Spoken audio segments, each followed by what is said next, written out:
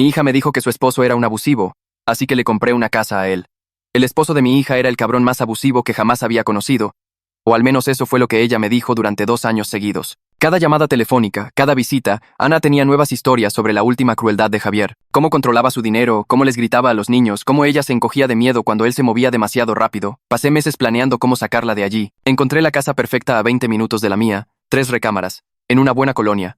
Un nuevo comienzo para ella y mis nietos. Cuando le mandé un mensaje de texto, te compré una casa, la vemos mañana a las 3 p.m. Me respondió con 17 emojis de corazón y me llamó llorando de alegría. Esa noche no pude dormir. No dejaba de pensar en que por fin Ana y los niños estarían en un lugar seguro. Mañana iba a entregarle las llaves de su libertad, lejos de su monstruoso esposo. Entonces, a las 11 p.m. sonó mi teléfono. El nombre de Javier en la pantalla hizo que se me helara la sangre. Casi no contesto, pero su mensaje de voz sonaba roto y desesperado. Así que le devolví la llamada. Señor, necesito mostrarle algo antes de mañana. Por favor, sé que me odia, pero esto es sobre Ana. Le dije que se fuera al carajo, pero justo antes de colgar, dijo algo que me dejó helado. Tengo grabaciones de seguridad en nuestra casa. Necesita ver quién es ella realmente. 20 minutos después, estaba mirando la pantalla de mi laptop, viendo grabaciones de la cámara de seguridad de su sala. Ana le gritaba a Javier mientras él estaba arrinconado en una esquina, cargando a su hija menor, protegiéndola con su cuerpo. Ana avienta una lámpara. Se estrella contra la pared a centímetros de la cabeza de la bebé. Javier no levanta ni una mano, no le grita de vuelta, solo sigue diciendo: por favor, Ana, no enfrente de los niños. Se me revolvió el estómago. Había docenas de videos. Ana atacándolo a puñetazos mientras él se cubría la cara. Ana amenazándolo con decirle a todos que él le pegaba si no le daba dinero. Ana riéndose por teléfono diciéndole a alguien: es tan dejado que ni siquiera se defiende. La voz de Javier se quebró al teléfono. Nunca la toqué, señor.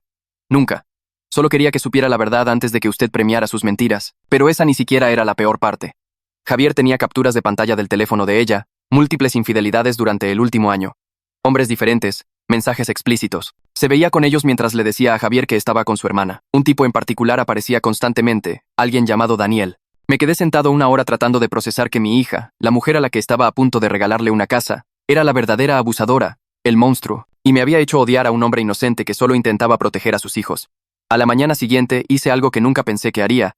Rastreé a Daniel a través de las redes sociales. No fue difícil, ya que Ana lo había etiquetado en publicaciones antiguas antes de bloquearme para que no viera bien su perfil. Le llamé desde un número que no reconocería. Oye, ¿hablo con Daniel? Necesito preguntarte algo sobre Ana. Una larga pausa. ¿Quién habla? Su padre. Necesito saber, ¿sabías que estaba casada? El silencio se alargó tanto que pensé que había colgado. Luego, en voz baja. ¿Qué? No. Me dijo que era madre soltera escapando de su ex esposo abusivo. Dijo que era peligroso, que le tenía pánico. Mi corazón se hundió aún más. Daniel. Ha estado casada con Javier todo este tiempo. No es su ex. Él no es abusivo. Ella inventó todo. Oí cómo se sentaba pesadamente. Su voz salió estrangulada. He estado recogiendo a sus hijos de la escuela llevándolos al parque. Me dicen tío Daniel. Pensé que estaba ayudando a salvarlos de su peligroso padre. El pobre tipo sonaba enfermo. Entonces tuve una idea que lo cambiaría todo. Daniel, ¿qué te parecería estar en la casa mañana cuando se la muestre a ella? Con Javier allí también. ¿Quiere que estemos los dos allí? Creo que Ana necesita enfrentarlos a ambos a la vez. Sin rutas de escape. Sin mentiras. Pasamos 1 hora planeándolo. Daniel llegaría temprano y esperaría en la sala. Javier estaría en la cocina. Yo llevaría a Ana por la casa, dejando esas habitaciones para el final. La tarde siguiente, Ana llegó justo a las 3 p.m., prácticamente saltando de su auto. Me abrazó fuerte, con lágrimas ya en los ojos. Papá, me salvaste la vida. Por fin puedo escapar. Los niños van a ser tan felices aquí. La dejé entrar, dejando que se entusiasmara con cada habitación. Las recámaras donde sus hijos dormirían en paz. Llegamos a la sala. Esto es perfecto para... Se cayó a media frase. Daniel estaba sentado en el sofá con su laptop abierta. La cara de Ana se puso blanca. ¿Qué está haciendo él aquí? Antes de que Daniel pudiera responder, Javier salió de la cocina. Ana literalmente trastabilló hacia atrás, agarrándose de la pared para sostenerse. No, ustedes no pueden estar aquí. Papá, ¿qué es esto? Daniel habló primero. Su voz tranquila pero firme. Me dijiste que estabas divorciada. Me dijiste que Javier era peligroso. Me hiciste pensar que estaba protegiendo a esos niños de un monstruo. Javier solo se quedó allí, mirándola con un agotamiento tal que dolía presenciarlo. 2 años, Ana. 2 años de ser golpeado, amenazado, aislado de mis propios hijos mientras le decías a todo el mundo que yo era el abusador. Ana empezó a dar vueltas, buscando una salida, pero yo bloqueé la puerta. Sus lágrimas brotaron rápido ahora, pero no eran reales. Finalmente podía verlo. Papi, por favor, no es lo que parece. Saqué las escrituras de la casa del bolsillo de mi chaqueta. Ella extendió la mano desesperadamente. Gracias, gracias. Sé que esto se ve mal, pero... La casa no está a tu nombre, Ana. Se congeló. ¿Qué? Está a nombre de Javier. Para él y los niños después del divorcio.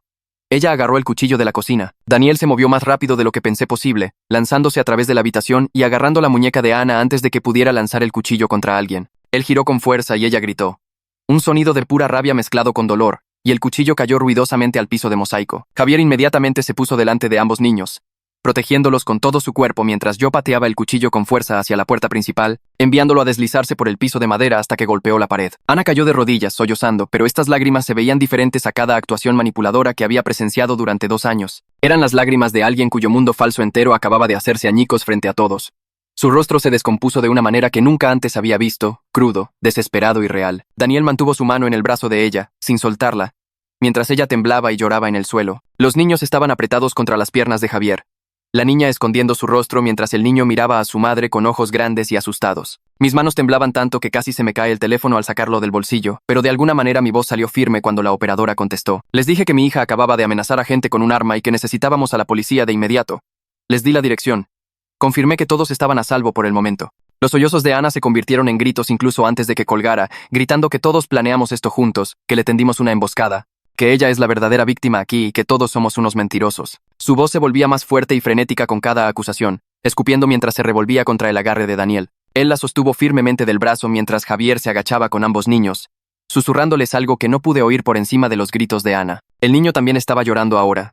Lágrimas silenciosas corrían por su rostro mientras su papá le frotaba la espalda. Ana seguía gritando que todo esto era una trampa, que conspiramos contra ella, que cualquier juez vería a través de nuestras mentiras. Me paré entre ella y la puerta, con el teléfono todavía en la mano, viendo a mi hija desmoronarse por completo.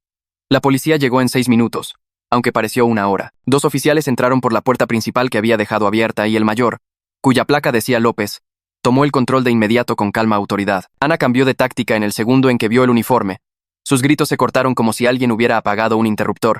Las lágrimas seguían corriendo, la voz temblando. Le dijo al oficial López que estos hombres la atacaron en su propia casa y que agarró el cuchillo para defenderse.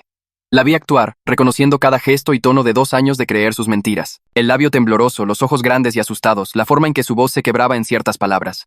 Era buena, tan convincente que vi cómo la expresión del oficial más joven se suavizaba con simpatía. Pero López mantuvo su rostro neutral, profesional, pidiéndole que por favor se hiciera a un lado con su compañero mientras él hablaba con el resto de nosotros.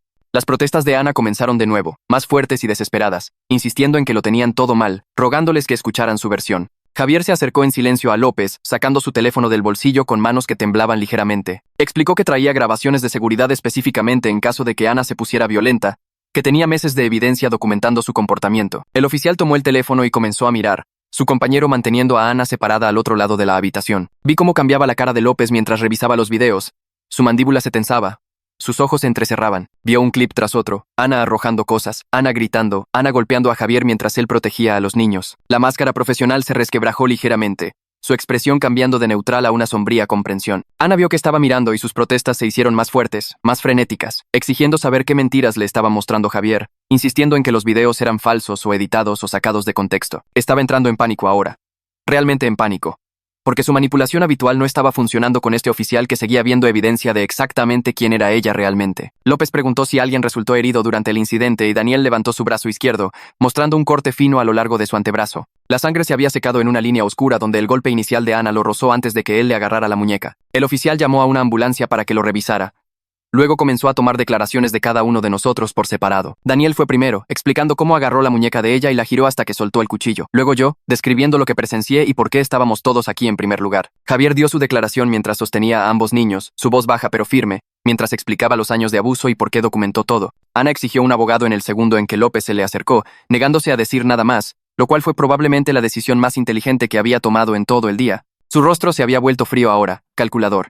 Las lágrimas se secaron cuando se dio cuenta de que necesitaba protegerse legalmente. El paramédico llegó y trató el corte de Daniel, que resultó ser superficial pero necesitaba limpieza y un vendaje. Mientras trabajaba, López siguió revisando todo en el teléfono de Javier, desplazándose por las capturas de pantalla de los mensajes de las infidelidades de Ana y las amenazas. Su compañero se quedó cerca tomando notas mientras López hacía preguntas, construyendo una línea de tiempo del abuso que se extendía por años. Entonces López miró a Javier y le preguntó directamente si quería presentar cargos por violencia familiar, explicando que el patrón de abuso documentado combinado con el incidente del cuchillo de hoy constituía un caso sólido. Javier miró a sus hijos, el niño agarrado a su camisa, la niña con el pulgar en la boca.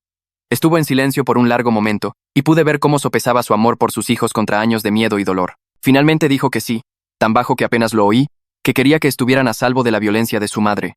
Su voz se quebró en la última palabra y acercó a ambos niños más a él. Ana comenzó a gritar de nuevo cuando López le dijo que estaba bajo arresto, luchando contra las esposas mientras su compañero se las ponía. Gritó que se suponía que yo estaba de su lado, que soy su padre, ¿cómo podía dejar que le hicieran esto? Me obligué a mirarla directamente, encontrando sus ojos aunque dolía más que cualquier cosa que hubiera sentido. Le dije que la amaba, pero que ya no podía protegerla de las consecuencias de sus propias elecciones. Su rostro se torció de rabia y me escupió, saliva real golpeando mi camisa antes de que los oficiales la jalaran hacia la puerta. Me quedé allí viendo cómo se llevaban a mi hija, sus gritos desvaneciéndose mientras la subían a la patrulla. Esta podría ser la última vez que la viera como una persona libre y ese pensamiento hizo que mi pecho se sintiera hueco y pesado al mismo tiempo. La niña comenzó a llorar más fuerte cuando su mamá se fue, y Javier la levantó, meciéndola suavemente y haciendo sonidos tranquilizadores. Después de que la patrulla se fue con Ana adentro, Javier simplemente se derrumbó en el sofá con ambos niños envueltos fuertemente en sus brazos.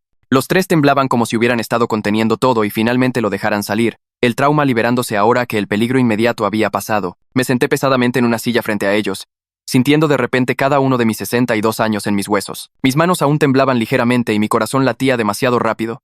Daniel estaba junto a la ventana mirando la calle vacía, su brazo vendado colgando a su lado. Nadie habló durante varios minutos. Solo el sonido del llanto silencioso de los niños y el consuelo susurrado de Javier. La casa se sentía demasiado silenciosa después de todos los gritos y el caos, como si las propias paredes estuvieran procesando lo que acababa de suceder. Rompí el silencio primero, disculpándome con Javier por los 2 años que pasé creyendo las mentiras de Ana y apoyando su abuso hacia él sin saberlo. Las palabras se sentían inadecuadas para el daño que había causado, pero necesitaba decirlas de todos modos. Javier negó con la cabeza, todavía abrazando a sus hijos, y dijo que entendía. Ana era increíblemente convincente y él mismo dudó de su propia realidad muchas veces antes de empezar a grabar evidencia para demostrarse a sí mismo que no estaba loco. Su perdón de alguna manera me hizo sentir peor en lugar de mejor porque él no debería tener que consolarme a mí, el padre de la mujer que lo aterrorizó durante años.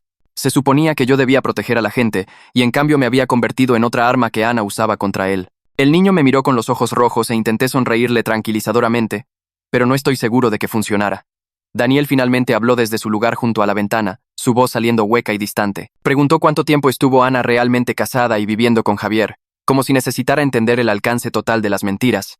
Javier explicó que habían estado casados 8 años y viviendo juntos todo el tiempo, que Ana se veía con Daniel durante el horario escolar cuando los niños estaban en clase o le decía a Javier que iba a visitar a su hermana por la tarde. Daniel se sentó pesadamente en el brazo del sofá, poniendo la cabeza entre sus manos. Lo vi procesar que la había estado ayudando a engañar a su esposo mientras ella pintaba a su marido como un monstruo, que había estado recogiendo a los niños de la escuela, pensando que los estaba protegiendo de su peligroso padre cuando en realidad estaba facilitando el abuso de su madre. El peso de haber sido manipulados se asentó sobre nosotros tres de diferentes maneras, cada uno dándose cuenta de cuán a fondo Ana había controlado nuestra comprensión de la realidad. El niño se asomó por detrás de la pierna de Javier, con los ojos rojos e hinchados de tanto llorar. Parecía tener unos 7 años, con el cabello oscuro de Javier y los ojos verdes de Ana.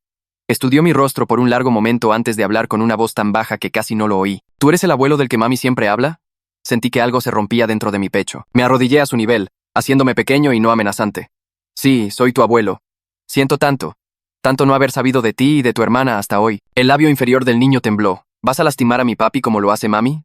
La pregunta me golpeó más fuerte que cualquier otra cosa que hubiera pasado hoy. Este niño había visto a su madre abusar de su padre durante tanto tiempo que esperaba que todos los adultos fueran violentos. Extendí la mano lentamente, dejando que viera que mis manos estaban vacías y abiertas. No, campeón. Nunca lastimaría a tu papá. Estaba equivocado sobre lo que pasaba en tu familia. Quiero ayudar a mantenerlos a todos a salvo ahora. La niña, que no podía tener más de 3 años, se asomó por detrás de Javier con los ojos muy abiertos. Tenía rizos rubios y llevaba una camiseta rosa con un personaje de dibujos animados.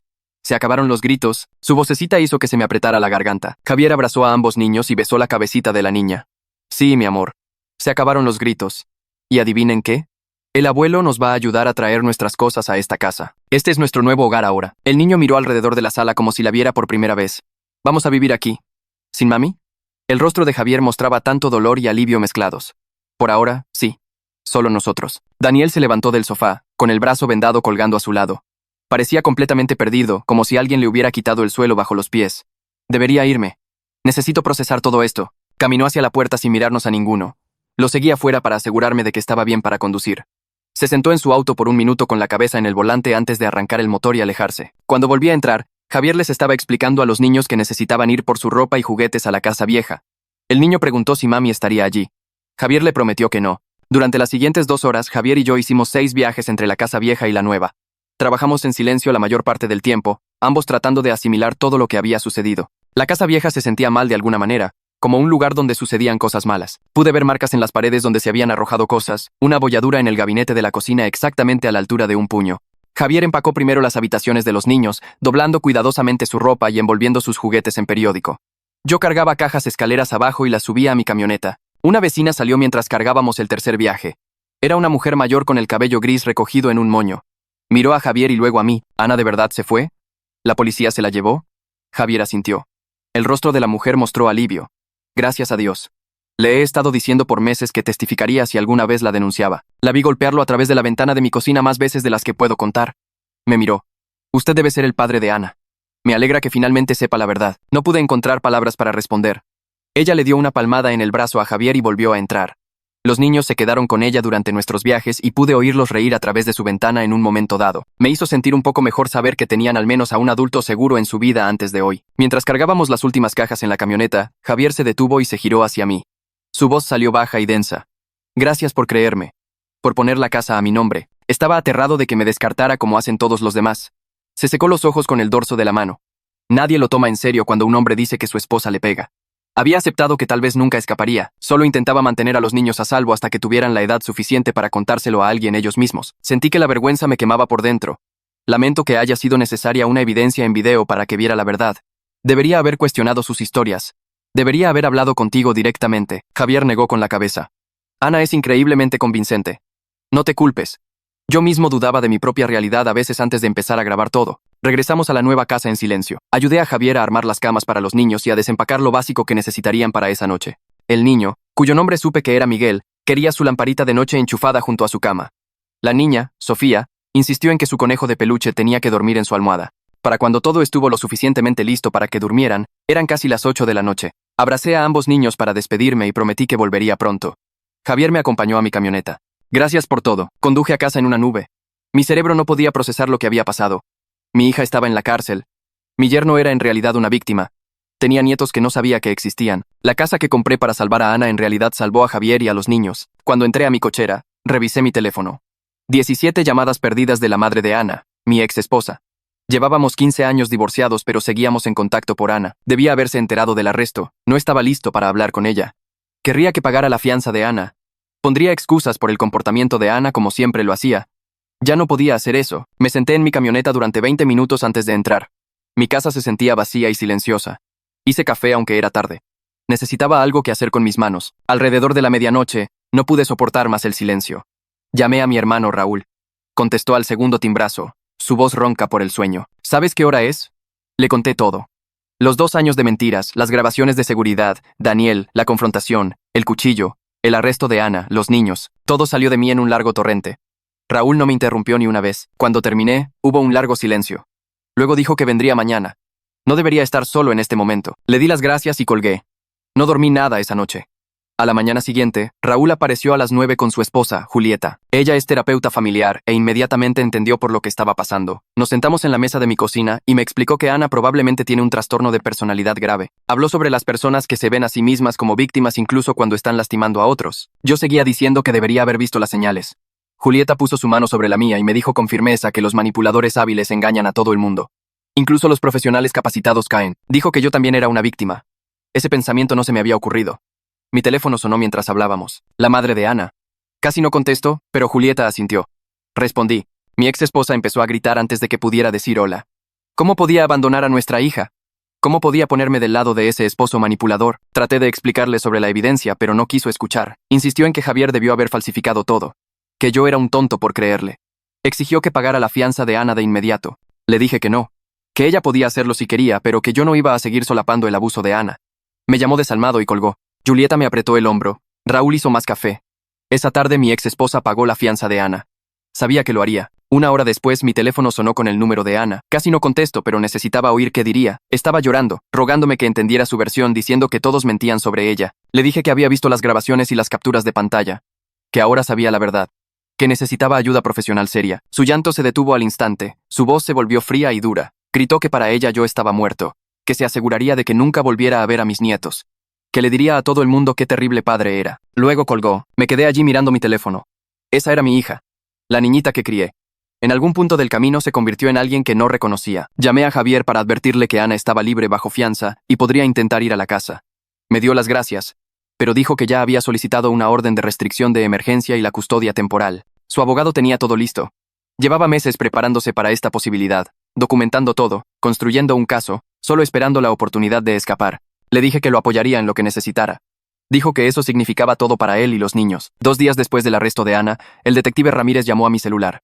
Necesitaba mi declaración completa sobre el incidente del cuchillo y todo lo que Ana me dijo durante los últimos 2 años. Conduje a la estación de policía esa tarde y me senté frente a él en una pequeña sala de interrogatorios con paredes grises y una mesa entre nosotros. Tenía una grabadora y una libreta. Empecé a hablar y no paré durant 3 horas. Cada historia que Ana me contó sobre Javier volvía ahora con vívido detalle. Cómo dijo que él le arrojaba cosas cuando yo podía ver en las grabaciones que era ella quien arrojaba lámparas y platos. Cómo afirmó que él les gritaba a los niños cuando el video lo mostraba hablando en voz baja mientras ella rabiaba. Cómo dijo que él controlaba todo su dinero cuando los registros bancarios que Javier me mostró probaban que ella tenía acceso a todo y estaba vaciando las cuentas para sus infidelidades. El detective Ramírez anotó todo e hizo preguntas específicas sobre fechas y detalles. Explicó que estaban construyendo un caso de violencia familiar contra Ana, y que mi testimonio sobre su campaña de engaño de 2 años ayudaría a establecer su patrón de comportamiento. El patrón mostraba que era hábil en la manipulación y estaba dispuesta a destruir la reputación de alguien para mantener el control. Me sentí enfermo al repasar cada mentira y darme cuenta de que había creído cada una de ellas.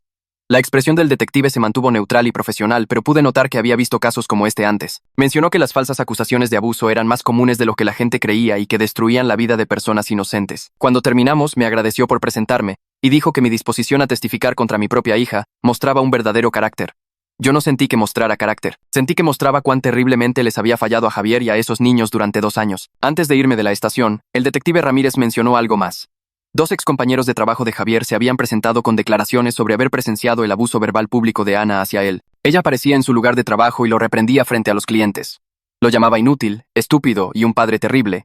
Hacía escenas en la tienda donde él trabajaba como gerente, pero en el momento en que alguien intentaba intervenir o le preguntaba si estaba bien, Ana cambiaba de inmediato. Las lágrimas comenzaban a fluir y se hacía la víctima. Decía que Javier era controlador y que ella solo intentaba conseguir dinero para el súper. Los compañeros de trabajo dijeron que le creyeron al principio porque era muy convincente. Pero después de que sucedió varias veces, comenzaron a notar el patrón. Vieron cómo Javier nunca levantaba la voz ni se defendía, cómo se disculpaba con los clientes después de que ella se iba y ponía excusas por su comportamiento, cómo se veía exhausto y derrotado. Un compañero finalmente lo llevó a un lado y le preguntó si necesitaba ayuda. Javier se derrumbó y le mostró algunos de los moretones que Ana le había hecho, pero le rogó que no lo reportara porque Ana amenazó con afirmar que él la abusaba si alguien descubría la verdad. El compañero se sintió terrible por no haber presionado más para ayudarlo. Ahora estaba dando una declaración para compensarlo. El detective Ramírez dijo que el patrón de comportamiento abarcaba años según estos testimonios. Me quedé sentado sintiéndome físicamente enfermo. Todas esas veces que le envié a Ana mensajes de texto de apoyo diciéndole que se mantuviera fuerte contra su esposo abusivo. Todas esas veces que me ofrecía ayudarla a dejarlo. En realidad, la estaba alentando a continuar atormentando a un hombre inocente que estaba atrapado y aterrorizado. El detective pudo ver que estaba luchando y me dijo que yo también era una víctima de su manipulación. Eso no me hizo sentir mejor. Conduje a casa en una nube y encontré el nombre de Javier en la pantalla de mi teléfono 1 hora después.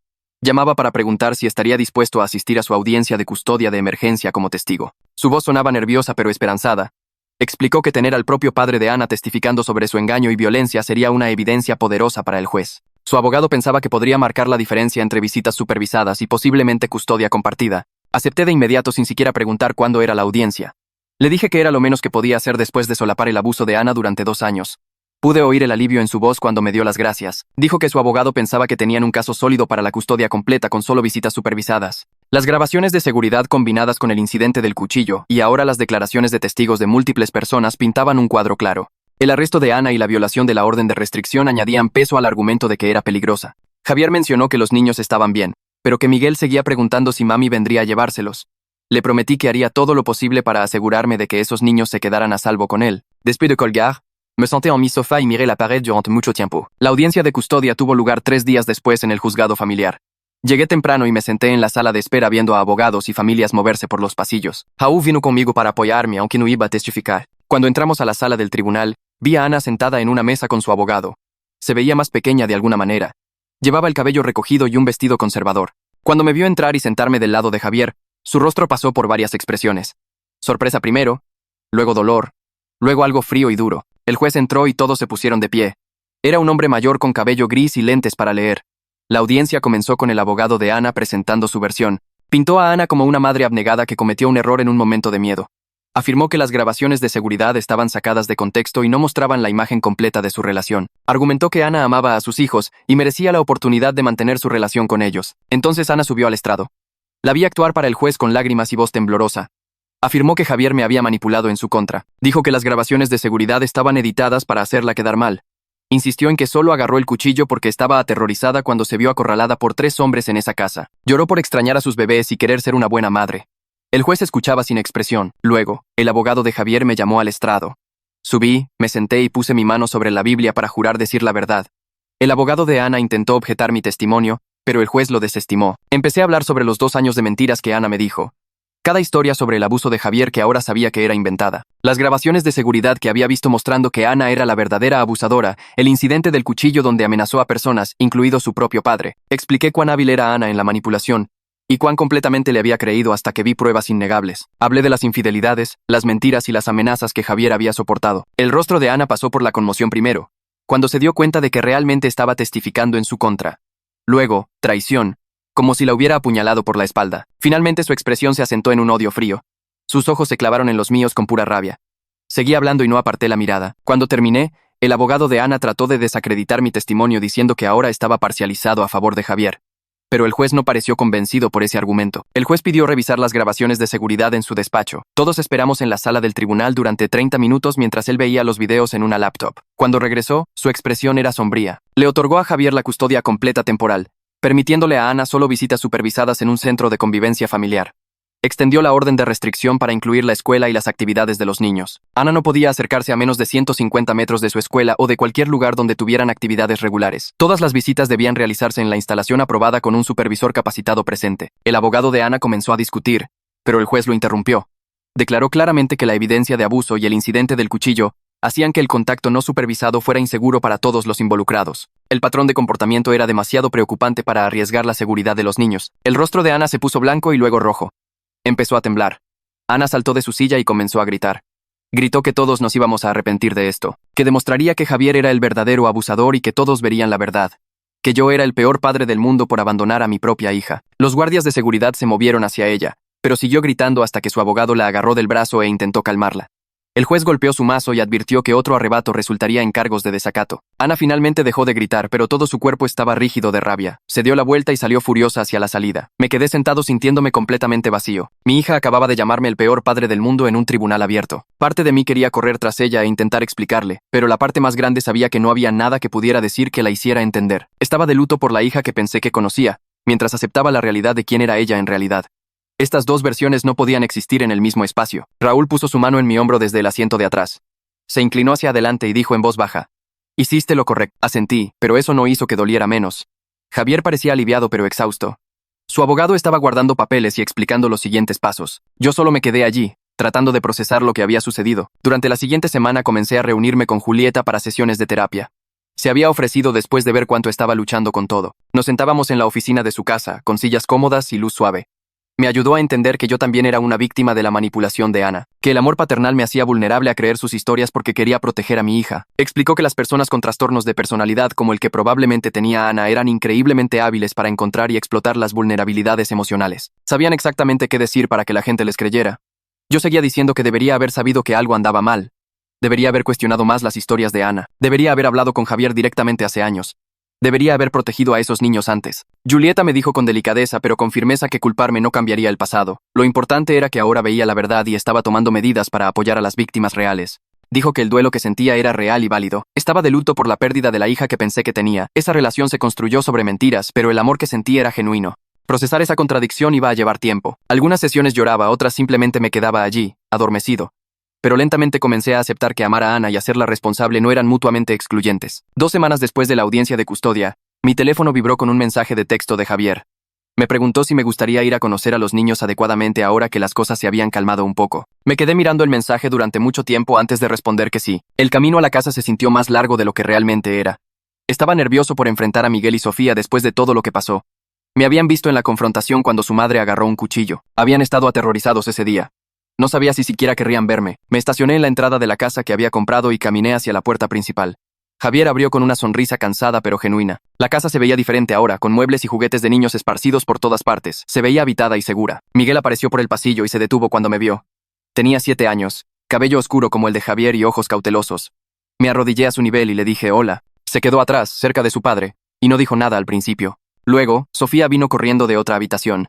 Tenía 3 años, rizos rubios, y no parecía recordar las partes aterradoras tan claramente. Se agarró a la pierna de Javier y me miró con ojos curiosos. Javier me presentó como su abuelo y explicó que yo era su amigo que les ayudó a mudarse a esta casa. La cara de Sofía se iluminó y me preguntó si quería ver su nueva habitación. Miguel se quedó callado pero asintió cuando Javier le preguntó si estaba bien. Pasé la tarde jugando con los niños mientras Javier preparaba la cena en la cocina. Sofía me mostró cada juguete en su habitación e insistió en que me sentara a tomar el té con sus animales de peluche. Miguel finalmente entró en confianza y me mostró su colección de libros. Estaba leyendo por encima de su nivel de grado y estaba orgulloso de ello. La casa se sentía en paz de una manera que no había esperado. Sin tensión en el aire, sin pisar huevos. Solo un padre y sus hijos sintiéndose cómodos en su propio espacio. Era extraño estar construyendo una relación con nietos que no sabía que existían hasta hacía unas semanas. Extraño, pero bueno. A medida que avanzaba la tarde, Miguel comenzó a hacer más preguntas. Quería saber si vivía cerca y si volvería a visitarlos. Le prometí que vendría tan a menudo como quisieran. Luego se quedó callado por un minuto antes de hacer la pregunta que sabía que vendría. Preguntó si yo sabía que su mamá era mala con su papá. Me senté en su cama junto a él y le dije honestamente que no lo sabía. Que su mamá me mintió a mí también. Que yo pensaba que su papá era el malo. Pero estaba equivocado. Miguel asintió como si esto tuviera sentido para él.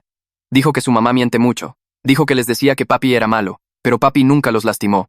Solo mami lastimaba a papi. La forma natural en que lo dijo rompió algo en mi pecho. Este niño de 7 años había estado viviendo con la verdad del abuso de su madre toda su vida mientras yo creía sus mentiras a distancia. Durante la cena, Javier se sinceró sobre los años de abuso y aislamiento de una manera que no lo había hecho antes. Los niños estaban viendo una película en la sala, así que podíamos hablar libremente en la cocina. Explicó cómo Ana amenazaba con afirmar que él le pegaba si alguna vez intentaba irse o decirle a alguien la verdad. Decía que nadie le creería a un hombre que afirmara ser abusado por una mujer. Decía que se aseguraría de que nunca volviera a ver a sus hijos. Describía en detalle cómo le diría a la policía que él era violento y peligroso. Javier dijo que se quedó para proteger a Miguel y Sofía porque estaba aterrorizado de que Ana obtuviera la custodia y los lastimara sin que él estuviera allí para intervenir. No podía arriesgarse a dejarlos solos con ella. Así que soportó los golpes, el abuso verbal y las infidelidades. Documentó todo en secreto y esperó cualquier oportunidad para escapar de manera segura con sus hijos. Cuando lo llamé esa noche antes de mostrar la casa, vio su oportunidad. Sabía que si podía mostrarme la verdad, tal vez yo lo ayudaría a él en lugar de ayudar a Ana a atraparlo más. Escuché con creciente horror mientras describía años de ser rehén en su propia casa. Mi hija había usado su amor por sus hijos como un arma contra él. Sabía que él soportaría cualquier cosa para mantenerlos a salvo y explotó eso sin piedad. La voz de Javier se mantuvo tranquila y firme mientras hablaba, pero sus manos temblaban ligeramente. Dijo que contarme esto se sentía como si finalmente pudiera respirar después de contener el aliento durante años. Le dije que lamentaba no haberlo visto antes.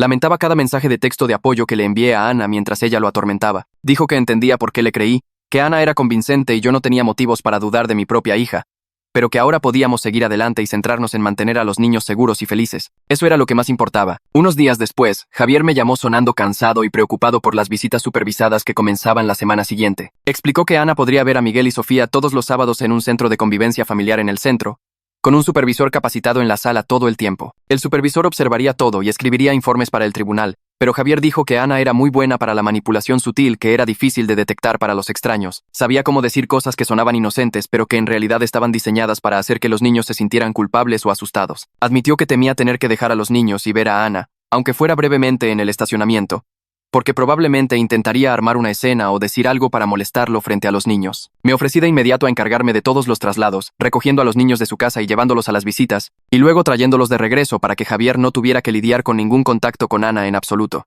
El alivio en su voz fue inmediato y aceptó, agradeciéndome varias veces por quitarle ese estrés de encima. Acordamos que llegaría a su casa a las 9 los sábados por la mañana para llevar a Miguel y Sofía a su cita de las 10. Esa misma tarde mi teléfono sonó con el número de mi ex esposa en la pantalla. Casi no contesto porque nuestra última conversación había terminado con ella gritándome, pero algo me hizo levantar el teléfono. En lugar de gritar esta vez, estaba llorando tanto que apenas podía articular palabras. Me rogó entre lágrimas que por favor ayudara a Ana a recuperar la custodia, diciendo que nuestra hija estaba pasando por un momento muy difícil y necesitaba el apoyo de su familia, no un castigo. Insistió en que Ana solo cometió algunos errores y que todos estaban siendo demasiado duros, que quitarle a sus hijos era cruel y la destruiría. Respiré hondo y le expliqué con la mayor delicadeza posible que Ana no solo estaba pasando por un momento difícil, sino que era genuinamente peligrosa para Javier y potencialmente para los niños si se enojaba lo suficiente.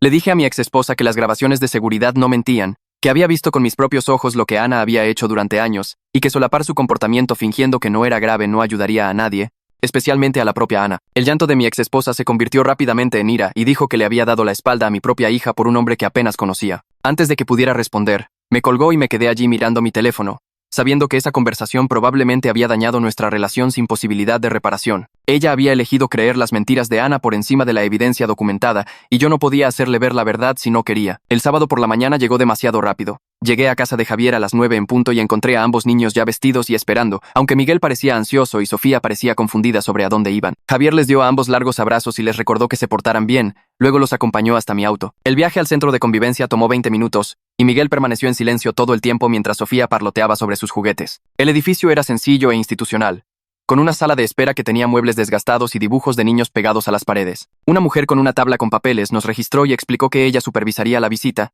Luego llevó a Miguel y Sofía a través de una puerta a una habitación donde Ana ya estaba esperando. Alcancé a ver cómo se iluminaba el rostro de Ana cuando vio a los niños, y luego la puerta se cerró. Me senté en la sala de espera durante la siguiente hora tratando de leer una revista, pero sobre todo mirando el reloj. Cuando la puerta finalmente se abrió, la supervisora salió primero con una expresión tensa, seguida por Sofía, que estaba llorando, y Miguel, que parecía completamente cerrado con los ojos en blanco. Ana trató de seguirlos, pero la supervisora le dijo firmemente que esperara adentro mientras los niños salían del edificio. Llevé a ambos niños al auto rápidamente y les abroché el cinturón, notando cómo las manos de Miguel temblaban ligeramente.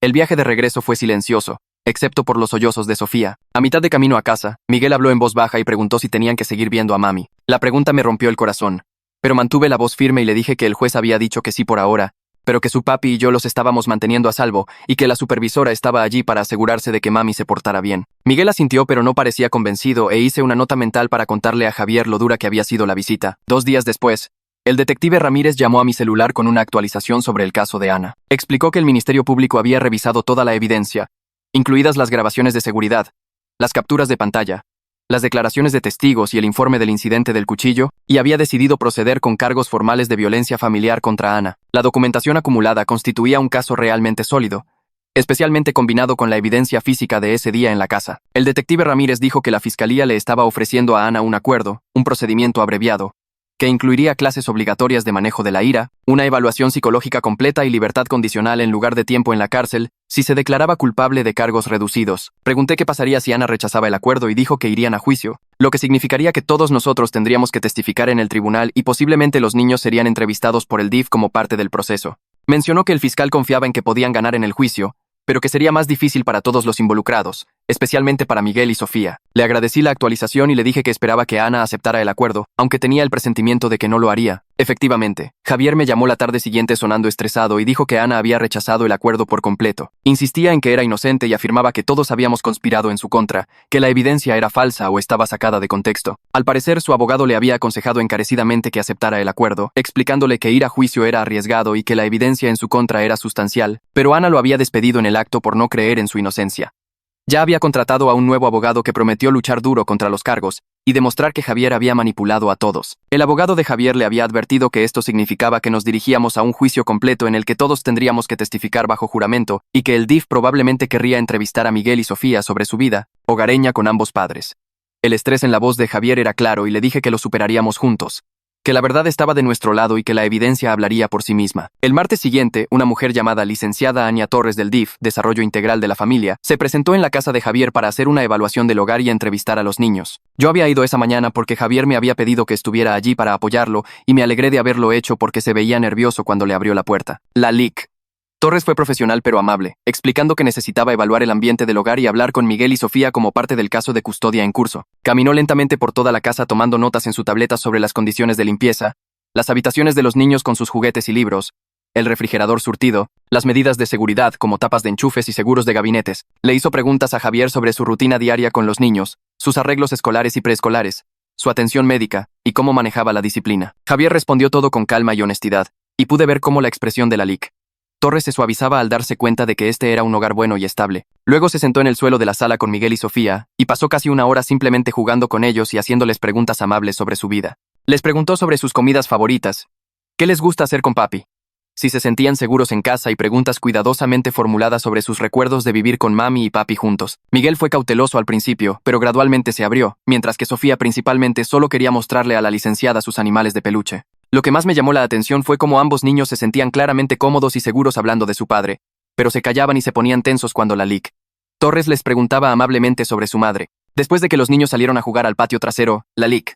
Torres se volvió hacia mí y me preguntó sobre mi perspectiva como padre de Ana y abuelo de los niños. Respiré hondo y le conté todo, comenzando con los 2 años que Ana pasó mintiéndome sobre el abuso de Javier, las grabaciones de seguridad que mostraban la verdad, la confrontación en la casa y mi compromiso actual de apoyar a Javier y a los niños en lo que necesitaran. Admití que había sido completamente engañado por mi propia hija y me sentía culpable por haber solapado su abuso hacia Javier durante tanto tiempo, pero que ahora entendía la situación claramente y estaba decidido a ayudar a mantener a los niños a salvo. Lalik Torres tomó notas detalladas y dijo algo que me sorprendió. Explicó que tener al abuelo materno apoyando activamente la custodia del padre era realmente inusual y significativo, que en la mayoría de los casos los miembros de la familia se ponían del lado de su propio pariente de sangre independientemente de la evidencia. El hecho de que yo hubiera cambiado mi posición después de ver las pruebas hablaba de lo grave que debía ser el comportamiento de Ana y que eso se anotaría en su informe para el tribunal. Ese fin de semana, Raúl llamó e invitó a Javier y a los niños a cenar el domingo en su casa y la de Julieta. Dijo que querían mostrar apoyo familiar y ayudar a Miguel y Sofía a sentirse conectados con el lado de la familia de su abuelo, ya que se habían perdido de conocernos durante tanto tiempo.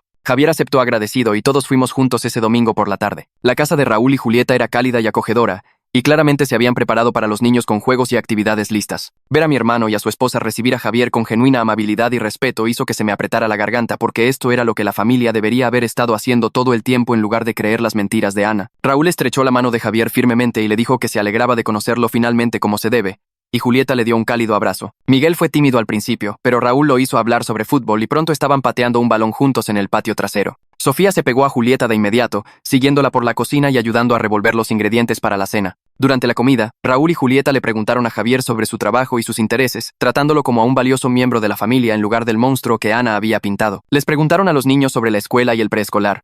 Jugaron con ellos después de la cena y se aseguraron de que todos se sintieran incluidos y cómodos. Al final de la velada, Sofía se había quedado dormida en el regazo de Raúl mientras él le leía un cuento, y Miguel le estaba mostrando a Julieta sus dibujos.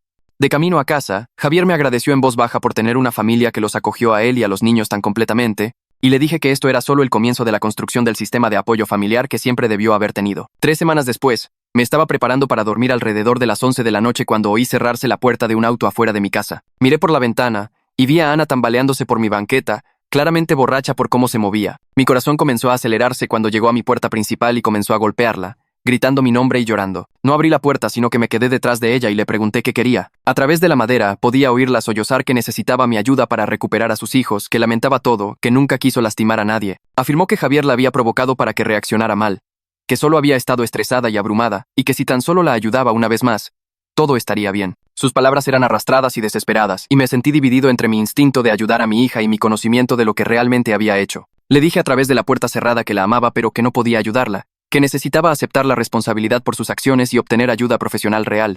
El llanto se detuvo abruptamente y se convirtió en gritos. Gritó que había elegido a Javier por encima de su propia hija, que yo era un padre terrible, que nunca me perdonaría por traicionarla así. Siguió gritando y golpeando la puerta, y pude oír cómo se encendían las luces de mi vecino. Le dije a Ana que tenía que irse porque estaba violando la orden de restricción al venir a mi casa, pero ella solo gritó más fuerte que no le importaba la estúpida orden de restricción. Fue entonces cuando saqué mi teléfono y llamé al 911, reportando que alguien estaba violando una orden de restricción en mi dirección. La operadora dijo que los oficiales estaban en camino y que me quedara adentro con las puertas cerradas. Ana debe haberme oído hablar por teléfono porque sus gritos se hicieron aún más fuertes, llamándome con todos los insultos que se le ocurrieron. En 10 minutos, una patrulla llegó con las luces intermitentes y reconocí al oficial López bajando. Se acercó a Ana con cuidado, que ahora estaba sentada en los escalones de mi entrada, todavía llorando, y observé por la ventana cómo le hablaba con calma. Ella no se resistió cuando él la ayudó a levantarse y le explicó que estaba bajo arresto por violar la orden de restricción. Simplemente se quedó completamente flácida, dejando que la guiara a la patrulla sin luchar. La metió en el asiento trasero y luego vino a mi puerta para tomar mi declaración sobre lo que sucedió. Le expliqué toda la situación mientras miraba a Ana a través de la ventana de la patrulla, y sentí que estaba mirando a una completa extraña. La hija que había criado no se habría convertido en esta persona que aparecía borracha en medio de la noche violando órdenes judiciales. Excepto que de alguna manera lo había hecho, y yo no sabía si la Ana que recordaba había existido realmente alguna vez, o si simplemente había estado ciego a quién era ella en realidad todo el tiempo. A la mañana siguiente mi teléfono sonó a las 7. El nombre de Javier en la pantalla me hizo sentarme en la cama rápidamente. Contesté y me preguntó si estaba bien después de lo de anoche. Su voz sonaba preocupada y cansada. Le dije que estaba bien, pero que me sentía raro de que él estuviera pendiente de mí cuando Ana era su abusadora. Dijo, ahora somos familia y necesitamos apoyarnos mutuamente. Ana nos lastimó a ambos de diferentes maneras y ambos lo estamos superando. La llamada solo duró unos minutos, pero algo cambió en cómo veía a Javier. Ya no era solo mi yerno. Era alguien que se preocupaba por mí incluso después de todo lo que mi hija le hizo pasar. 2 horas después, llamó mi ex esposa. Estaba llorando tanto que apenas pude entenderla al principio. Ana estaba de vuelta en la cárcel porque violar la orden de restricción significaba que le revocaban la fianza. Ahora habían fijado una nueva fianza de $100. Mi exesposa no podía pagarla. Me preguntó si yo ayudaría a pagarla. Me quedé allí sosteniendo el teléfono, sintiéndome partido por la mitad. Cada instinto paternal decía, ayuda a tu hija, pero sabía que Ana necesitaba enfrentar consecuencias reales. Le dije a mi exesposa lo más amablemente que pude que Ana necesitaba quedarse en la cárcel. Quizás tocar fondo la empujaría a buscar ayuda de verdad. Mi exesposa me llamó desalmado y me colgó. Me senté solo en mi casa durante una hora, solo mirando la pared. ¿Estaba haciendo lo correcto o estaba abandonando a mi hija cuando más me necesitaba? La culpa se sentía como si me aplastara el pecho. No pude desayunar. No pude concentrarme en nada. Solo seguía repitiendo la voz de mi ex esposa llamándome desalmado. Alrededor del mediodía conduje a casa de Raúl y Julieta. Julieta me vio la cara y me hizo sentar.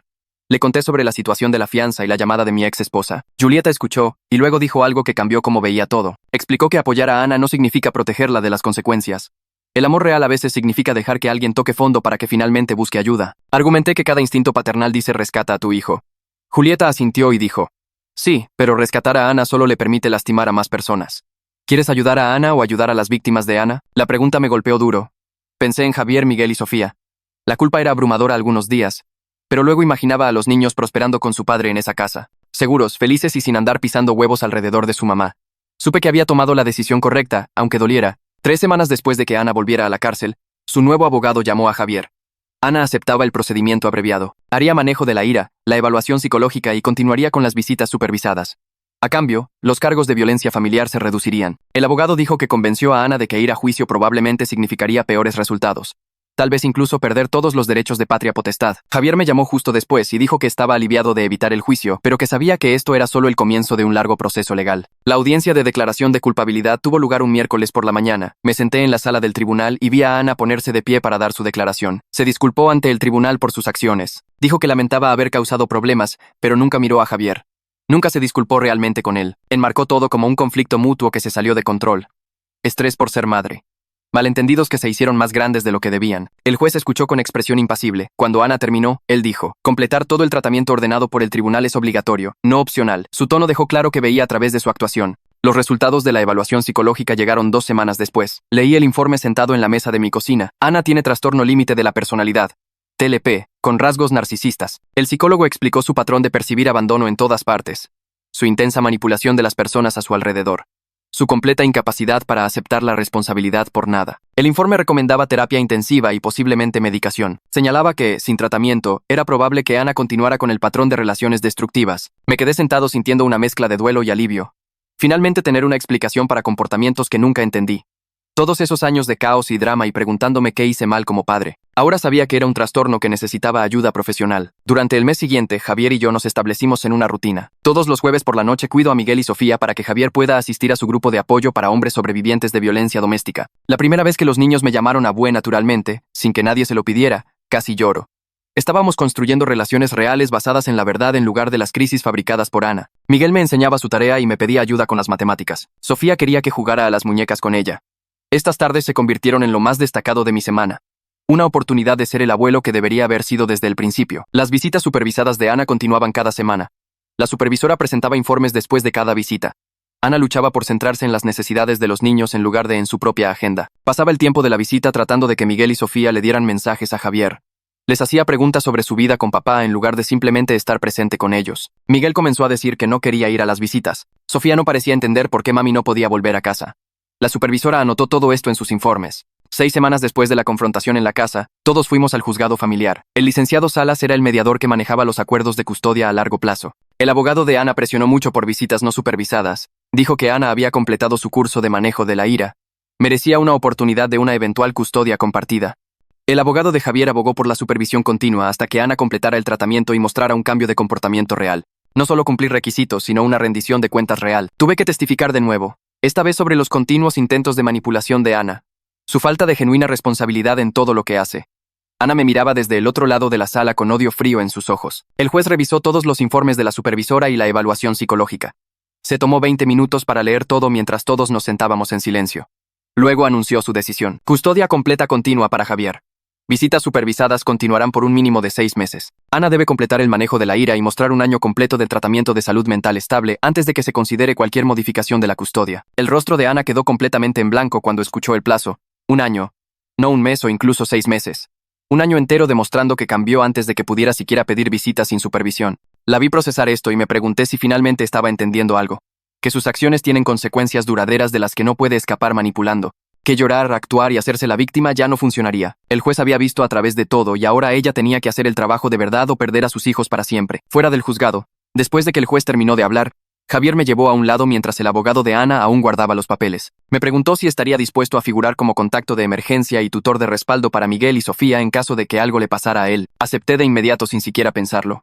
Fuimos a la oficina del juzgado familiar esa misma tarde y llenamos todo el papeleo juntos. Yo firmando formulario tras formulario mientras Javier sacaba copias de todo. El secretario lo procesó rápidamente y nos entregó los documentos sellados. Javier me estrechó la mano y me agradeció por confiar en él lo suficiente como para hacer esto. Le dije que debería ser yo quien le agradeciera por confiar en mí después de todo lo que Ana le hizo pasar. Caminando de regreso a nuestros autos, sentí que finalmente estaba siendo el padre y el abuelo que debería haber sido todo el tiempo, solo que para la generación equivocada, protegiendo a los niños que mi hija debería haber protegido ella misma. 2 semanas después, Ana comenzó sus clases de manejo de la ira ordenadas por el tribunal, todos los martes y jueves por la noche. Su terapeuta llamó al celular de Javier una tarde preguntando si estaría dispuesto a asistir a una sesión conjunta como parte del plan de tratamiento de Ana. Javier se veía estresado cuando me lo contó durante la cena en su casa. Llamó a su propio terapeuta allí mismo y lo puso en altavoz para que yo pudiera escuchar el consejo. El terapeuta explicó que Ana necesitaba trabajar en sus propios problemas antes de que cualquier terapia de pareja fuera segura o útil para cualquiera de ellos. Las sesiones conjuntas solo funcionaban cuando ambas personas estaban listas para asumir la responsabilidad, y Ana no estaba allí todavía. Javier le envió un mensaje de texto al terapeuta de Ana con una educada negativa, explicando la recomendación de su terapeuta. Aparentemente, Ana perdió el control durante su siguiente sesión, gritándole a su terapeuta que Javier se negaba a participar en su sanación, y que esto demostraba que nunca le importó arreglar su matrimonio. Su terapeuta anotó todo esto en las notas de la sesión, más evidencia de que Ana todavía se veía a sí misma como la víctima en todo. Empecé a ir a terapia yo mismo por esa misma época, reuniéndome con Julieta 2 veces por semana para trabajar en el desorden en mi cabeza. Amar a mi hija mientras aceptaba que es una abusadora se sentía imposible algunos días. Me sentaba en la oficina de Julieta y lloraba por extrañar a la Ana que pensé que conocía.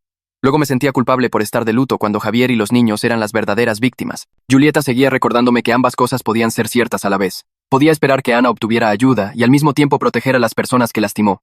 Podía amarla y aún así elegir apoyar a Javier y a los nietos. Me ayudó a ver que solapar el comportamiento de Ana durante 2 años no era amor, solo era facilitarle que siguiera lastimando a la gente. Algunos días manejo este equilibrio bastante bien, llevando a los niños al parque y sintiéndome bien por estar allí para ellos. Otros días, veía algo que me recordaba a la pequeña Ana cuando tenía 5 años y era dulce y no se había convertido en lo que era ahora, y tenía que orillarme y simplemente sentarme en mi auto por un tiempo. 3 meses después de la confrontación en la casa, la escuela de Miguel llamó a Javier durante horas de trabajo. El director dijo que Miguel se había peleado en el patio de recreo y que ambos padres debían asistir a una reunión. Javier me llamó preguntando si podía ir con él, ya que Ana obviamente no podía, y me reuní con él en la escuela 20 minutos después. Nos sentamos en la oficina del director mientras Miguel esperaba afuera con la secretaria. El maestro explicó que Miguel había golpeado a otro niño que estaba molestando a un niño más pequeño de primero, derribándolo y sacándole sangre de la nariz. El maestro le preguntó a Miguel por qué lo hizo, y Miguel dijo que no podía quedarse parado y dejar que el bravucón lastimara a alguien más pequeño. Dijo que eso es lo que su mamá le hacía a su papá, lastimar a alguien que no podía defenderse, y que nadie debería lastimar a las personas que se supone que aman, o a las personas que son más pequeñas que ellos. El maestro nos miró con esta expresión de comprensión, claramente atando cabos de la situación familiar de Miguel. Javier abrazó a Miguel y le dijo que estaba orgulloso de él por proteger a los demás.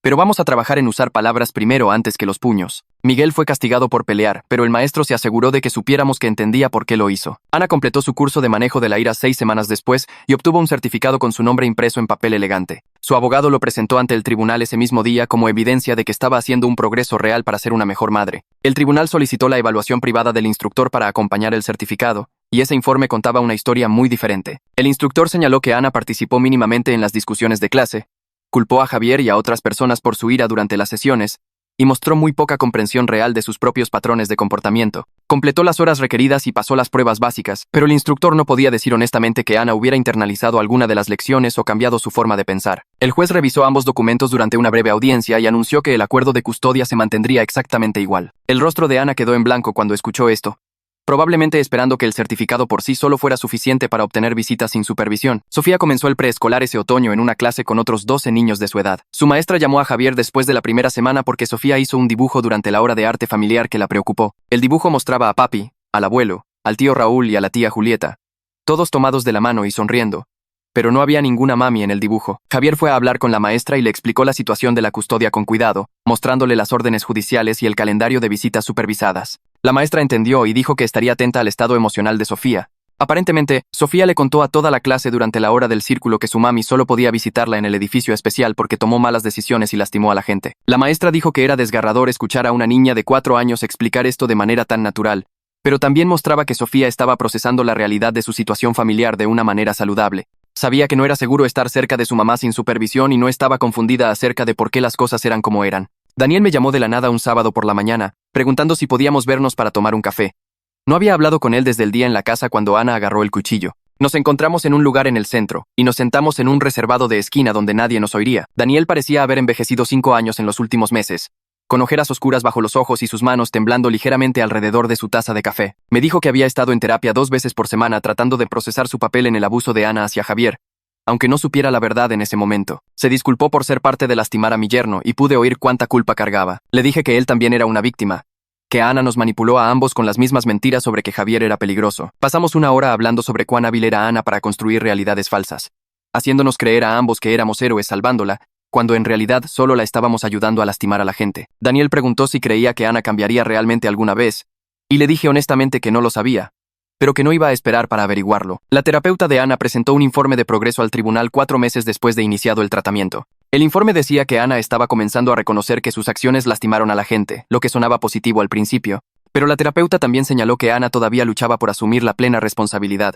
a menudo agregando explicaciones sobre por qué Javier, el estrés u otros factores la hacían actuar de la manera en que lo hacía. La terapeuta recomendó que Ana continuara con el tratamiento intensivo y sugirió que podría beneficiarse de un programa más estructurado especializado en trastornos de la personalidad. Ana luchó duramente contra esta recomendación, diciéndole a su abogado que había hecho todo lo que el tribunal le pidió y que merecía pasar directamente a las visitas no supervisadas con sus hijos. Su abogado trató de explicarle que el tribunal no modificaría la custodia hasta que completara todo el tratamiento recomendado, no solo las clases mínimas requeridas. Aparentemente, Ana hizo un berrinche en la oficina del abogado, insistiendo en que todos estaban conspirando para mantenerla alejada de sus hijos para siempre. 4 meses después de la confrontación, Javier mencionó durante una de nuestras cenas semanales que había comenzado a salir con alguien. La conoció en su grupo de apoyo para sobrevivientes de violencia doméstica, otra persona que entendía por lo que había pasado sin que él tuviera que explicarle todo. Le dije que estaba feliz por él y que merecía una relación saludable con alguien que lo tratara bien. Parecía nervioso al hablar de ello, diciendo que no estaba seguro de cómo presentarle a alguien nuevo a Miguel y Sofía después de todo lo que habían pasado con su mamá.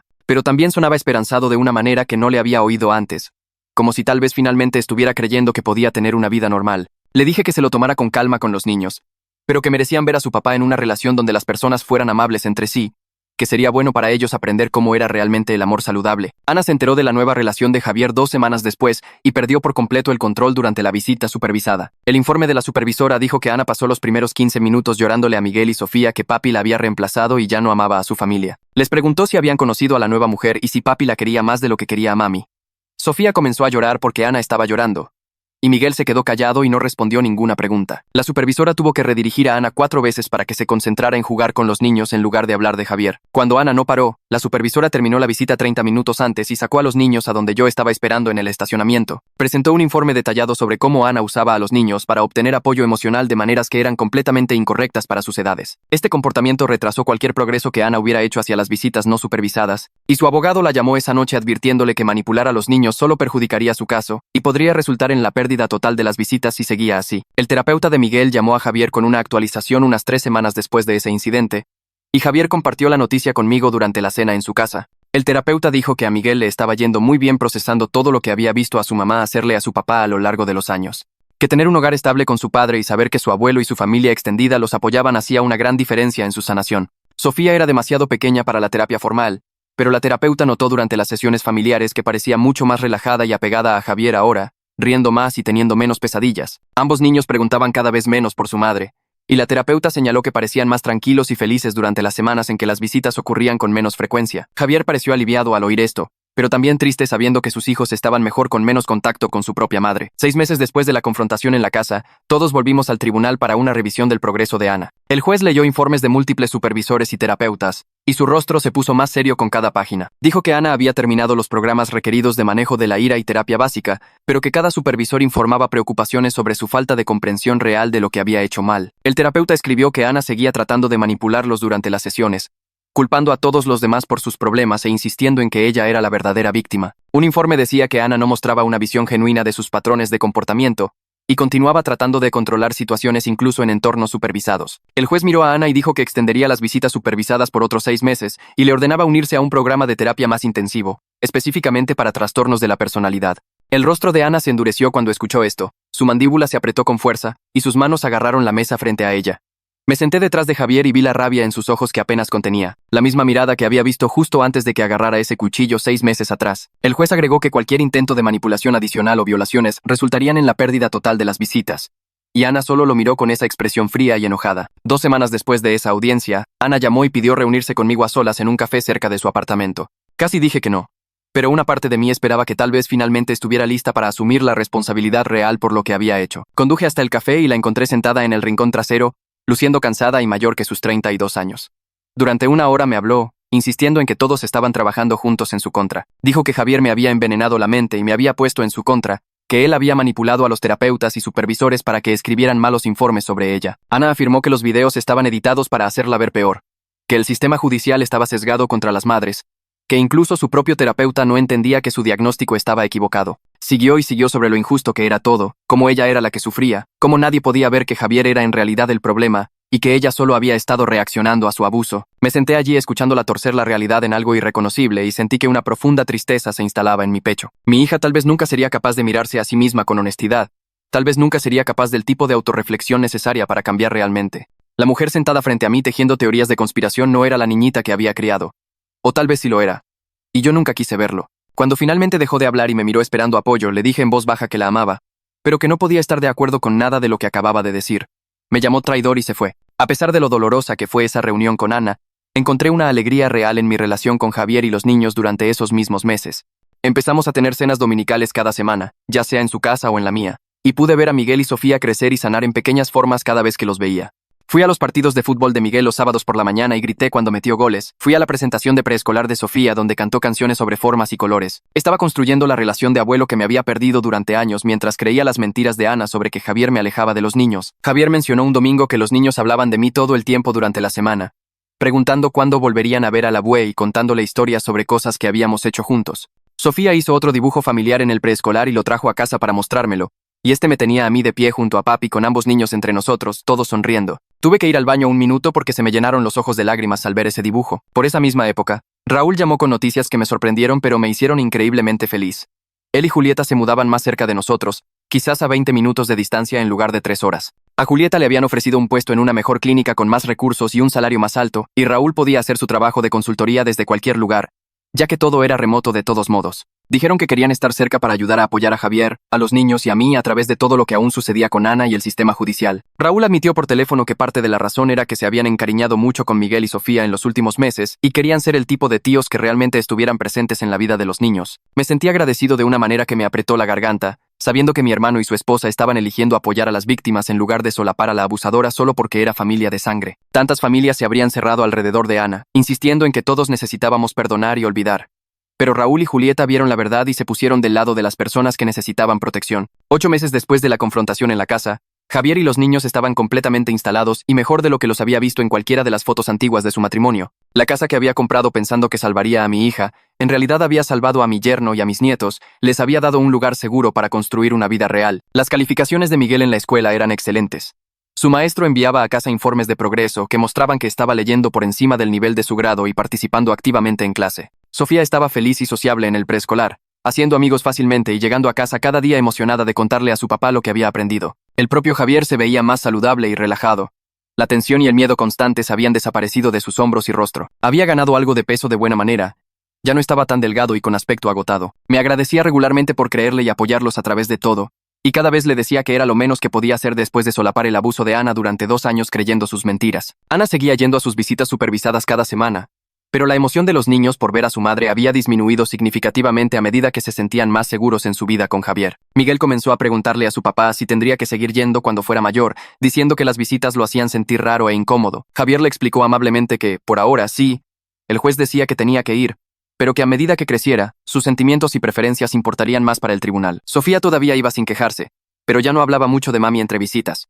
No preguntaba cuándo podría volver a casa con mami como lo había hecho en los primeros meses. Los informes de la supervisora mencionaban que Ana parecía sentir que estaba perdiendo el afecto de sus hijos y había aumentado sus intentos de manipulación durante las visitas. Trataba de hacer que sintieran lástima por ella, les decía lo sola y triste que estaba.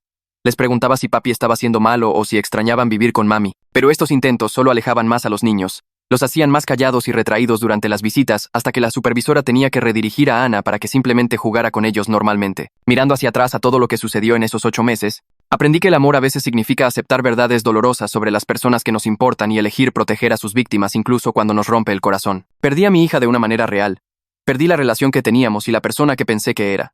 Pero gané un hijo y 2 nietos que necesitaban que viera la verdad y actuara en consecuencia cuando más importaba. Puede que Ana nunca cambie. Puede que nunca asuma la responsabilidad real por los años de abuso que le hizo pasar a Javier o el trauma que causó a sus propios hijos. El diagnóstico de trastorno de la personalidad sugería que podría no ser capaz del tipo de autorreflexión honesta que requiere un cambio real. Algunas noches todavía lloro por la hija que pensé que tenía, me pregunto qué me perdí en su infancia o qué podría haber hecho de manera diferente. Pero la mayoría de los días estoy agradecido de haber visto finalmente a través de sus mentiras a tiempo para ayudar a las personas que más lastimó, para darles a Javier, Miguel y Sofía el apoyo y la seguridad que merecían. Estoy comprometido a ser el abuelo y la figura paterna que necesitan por el tiempo que me quede, a aparecer en los partidos de fútbol y las presentaciones del preescolar, a las cenas de domingo y los cuentos antes de dormir. Eso es lo que debería ser la familia. Y estoy agradecido de tener una segunda oportunidad de hacerlo bien.